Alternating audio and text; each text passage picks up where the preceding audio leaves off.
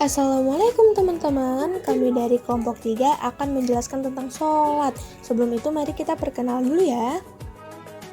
Perkenalkan, nama saya Dia Ananda dengan NIM 12050322994. Perkenalkan, nama saya Syafidah Andriyarnis dengan NIM 12050321868. Last but not least, kenalin aku Tita Alicia dengan NIM 12050322232. Sholat merupakan rukun Islam yang kedua. Sholat sendiri sering disebut sebagai tiang agama. Sehingga barang siapa yang mendirikan sholat, maka ia mendirikan agama Islam. Dan barang siapa yang meninggalkan sholat, maka ia meruntuhkan agama Islam. Ngomong-ngomong tentang sholat, teman-teman tahu gak sih apa itu sholat? Sholat secara bahasa ialah doa, sedangkan secara terminologi syara ialah sekumpulan ucapan dan perbuatan yang diawali dengan takbir dan diakhiri dengan salam. Mazhab Maliki dan Hambali mendefinisikan sholat dengan ibadah berupa pekerjaan yang memiliki takbir ihram, salam, dan sujud.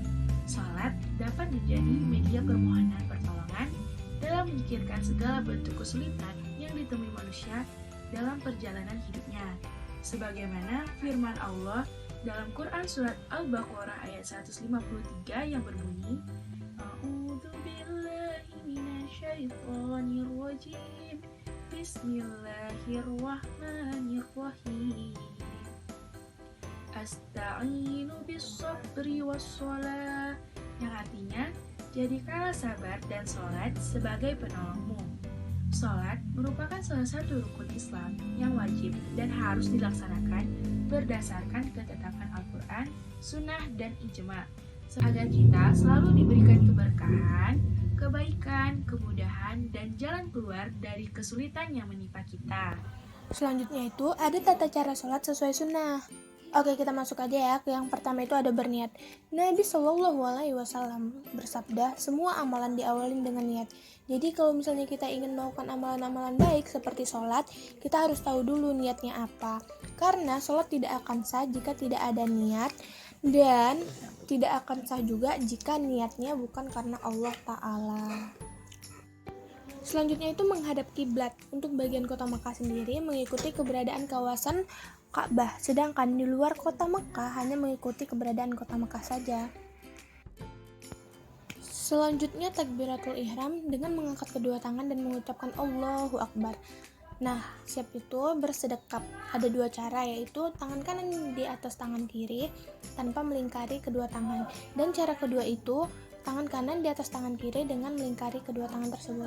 Selanjutnya membaca doa istiftah. Setelah membaca doa istiftah, membaca ta'awuf lalu bismillah. Selanjutnya membaca Al-Fatihah. Hukumnya wajib ya, sama seperti membaca surah dari Al-Quran. Jadi setelah kita membaca Al-Fatihah, kita membaca surah dari Al-Quran, baik surah pendek maupun surah panjang. Selanjutnya itu ada rukuk dengan bagian kepala dan punggung sejajar dan jari merenggang di atas lutut. Setelah rukuk, kita melakukan i'tidal dengan mengucapkan Sami Allahu liman hamidah.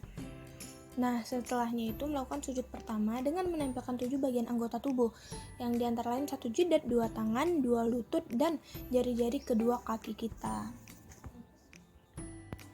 Setelahnya duduk di antara 2 sujud dan melakukan sujud kedua.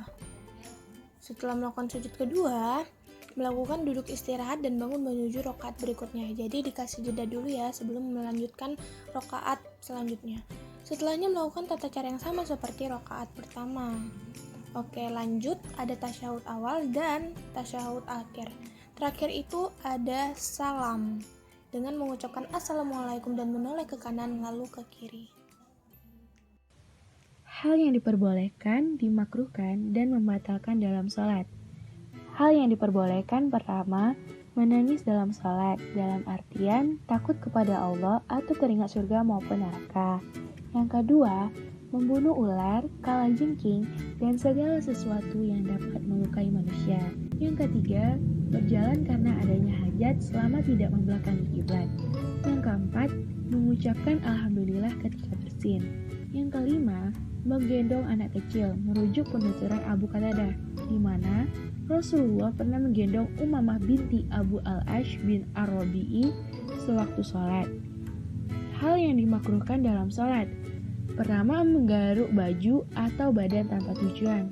Kedua, menekan ruas-ruas jari hingga menimbulkan bunyi. Ketiga, bersandar pada kedua tangan pada saat duduk tanpa adanya hajat. Yang keempat, memalingkan wajah dari kiblat tanpa adanya uzur. Yang kelima, membaca bacaan Al-Quran pada waktu sujud dan ruku. Yang keenam, melihat sesuatu yang membuat dirinya tidak bisa khusyuk dalam sholatnya. Yang ketujuh, melakukan tangkis dalam sholat, yaitu membaca surah atau ayat secara terbalik. Yang kedelapan, memberi kekhususan dalam berdoa. Selanjutnya, macam-macam sholat. Macam-macam sholat terdiri dari dua, yaitu sholat fardu dan sholat sunnah. Sholat fardu terdiri dari sholat subuh, zuhur, asar, maghrib, dan isya.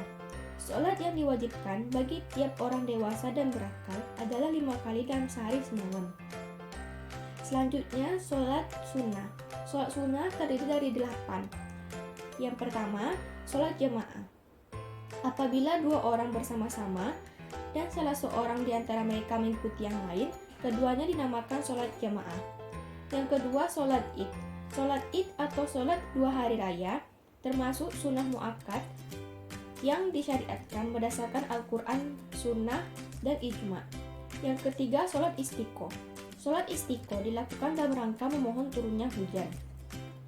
Yang keempat, sholat tahiyat masjid. Orang yang masuk masjid disunatkan melakukan sholat 2 rakaat sebelum duduk sebagai penghormatan tahiyat masjid. Yang kelima, sholat duha. Sholat duha ialah sholat sunnah 2 rakaat atau lebih, sebanyak-banyaknya 12 rakaat.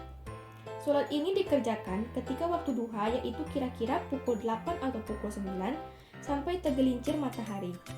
Yang keenam, sholat tahajud. Sholat sunnah tahajud utama dilakukan pada waktu malam hari setelah tidur terlebih dahulu. Yang ketujuh, sholat Jumat. Sholat Jumat ialah sholat 2 rakaat sesudah khutbah pada waktu zuhur pada hari Jumat. Yang kedelapan, sholat rawatib. Sholat rawatib ialah sholat sunnah yang dikerjakan sebelum dan sesudah sholat fardu.